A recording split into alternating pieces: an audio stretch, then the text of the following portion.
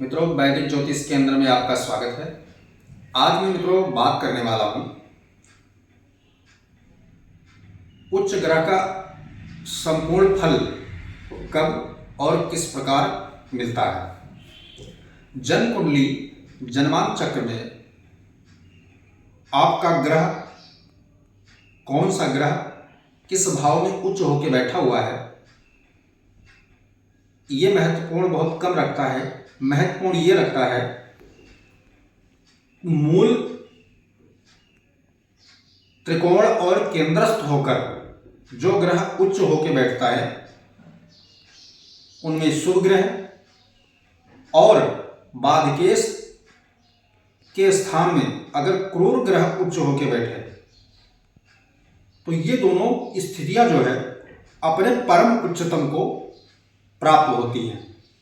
जैसे शनि ग्रह, सूर्य ग्रह या मंगल ग्रह अगर तीसरे भाव में, कुंडली के तीसरे भाव में या फिर 11वें घर में परम उच्च होकर बैठ जाए तो आपको अकेला ग्रह समस्त राजयोग देने के लिए तैयार है।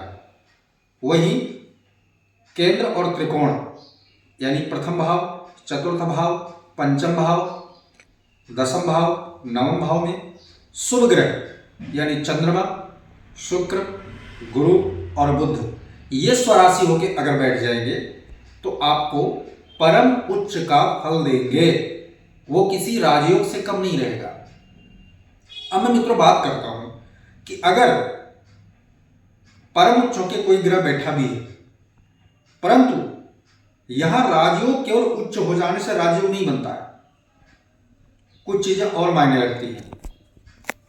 कारक का मिल जाना यानी एक तो राशि में उच्च हो गया, दूसरा कारक भाव में हो गया, तीसरा दिग्बली भी हो गया यानी जिस दिशा का स्वामी है दिग्बली भी हो गया और उसी वक्त किसी मित्र ग्रह या शुभ ग्रह की दृष्टि भी अगर पड़ जाती है तो ज्योतिष में प्रासरी जो ज्योतिष है सूत्र है कि एक ही ग्रह सब कुछ देने को तैयार होता है, वो सब कुछ तुम्हें देने को बिल्कुल मजबूर हो जाएगा।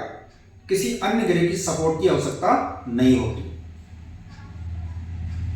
एक सूत्र में आपके और बताता हूं। जैसे मैंने कहा कि तीसरे भाव में जो बाधकेश है 3, 6, 11 अगर इन तीन भाव में क्रूर ग्रह परम उच्च होकर बैठा हुआ है और इन्हीं बीच में क्रूर ग्रहों के ऊपर किसी शुभ ग्रह की दृष्टि आ जाए, किसी ध्यान से सुनना, मैंने केंद्र त्रिकोण में क्या कहा कि बैठे हुए परम उच्च के ग्रह पर शुभ ग्रह की दृष्टि से उसके बल बढ़ेंगे, परंतु यहां क्रूर ग्रह की दृष्टि से नहीं। क्रूर ग्रह 3, 6, 11 में बैठे हो, परम उच्च होकर बैठे हो और उन पर किसी शुभ ग्रह की दृष्टि जैसे चंद्रमा, गुरु, शुक्र या बुध की अगर दृष्टि पड़ जाए तो वो ग्रह राजयोग देने के लिए तैयार हो जाता है। अगला सूत्र मित्रों आपने सुना होगा कि एकादश भाव में कोई ग्रह खराब नहीं होता, कोई ग्रह खराब नहीं होता। उसी प्रकार लग्न एक ऐसा स्थान होता है जहां पर कोई ग्रह खराब नहीं होता। बात कर लेते हैं हम दो ग्रह की युति अगर परम उच्च के साथ कोई एक ग्रह और बैठा हुआ है। परम उच्च कौन सा है? अगर उसका मित्र आ जाता है। जैसे उदाहरण के तौर पे कि आपका मान लेते हैं गुरु उच्च का है और चतुर्थ भाव में ही बैठा हुआ है तो एक तो कारक भाव में हो गया, दिग्बली भाव में हो गया, परम उच्च का हो गया, मित्र राशि में भी हो गया। अब वही चंद्रमा भी आके अगर आपका बैठ जाता है मित्रों तो क्या होगा? गज केसरी परम उच्च यानी इकलौता ग्रह योग आपको जीवन में सब कुछ प्रदान करने वाला बन जाएगा। एक सूत्र और इसी में बता देता हूं। परम उच्च के साथ में 6, 8, 12 ध्यान से सुनना, 6, 8, 12 में कोई परम उच्च का ग्रह बैठा हो और जिस राशि में जो उच्च का स्वामी है वो भी उसी राशि में बैठा हो तो यहां पर क्या होगा? राजयोग मिलेगा, परम उच्चांश का आपको लाभ मिलेगा और साथ में विपरीत राजयोग का भी फल मिलेगा। अब मैं ये सब क्यों बता रहा हूं? मैं इसलिए बता रहा हूं अडानी, अंबानी, ठीक है, अमिताभ बच्चन जैसे जो महारथी हैं, जो इतने धन संपत्तिवान हो गए कि जिनकी कोई लिमिट नहीं है, कोई सीमा नहीं है, या एलन मस्क को ले लो आप, स्टीव जॉब्स को ले लो, इनकी कुंडली में ऐसे ही राजयोग बने हैं, तब जाके इन्होंने ये चीजें ऊंचाइयां प्राप्त की हैं। कोई साधारण राजयोग ये सब नहीं दे सकता। राजयोग वो जिनमें क्या है, उलट फेर हो, अच्छे ग्रह बुरे ग्रह, बुरे ग्रह अच्छे ग्रह, खराब भाव अच्छा भाव मिल करके जब योग बनाते हैं तभी, क्योंकि इसमें 420 भी होता है, मेहनत भी होता है, माइंड गेम भी होता है, समय भी होता है और ग्रह और भाग्य भी होता है, तभी ऐसी स्थितियों पर पहुंचा जा सकता है मित्रों। तो क्या आपकी कुंडली में ऐसा कोई योग है? अगर है तो इन बताए गए सूत्रों को अप्लाई करके आप चेक करें, उनकी एक्यूरेसी को आप निकालिए। अगर सेम मिलता है जैसे मैंने बताया, वैसे स्टेप बाय स्टेप आपको मिल जाता है, तो आप ये निश्चिंत रहिए, जब उस ग्रह की दशा, महादशा, अंतरदशा, प्रत्यांतर, पांचों महादशा में किसी भी में अगर वो ग्रह आता है तो आपको वो सुख अवश्य प्रदान करेगा मित्रों।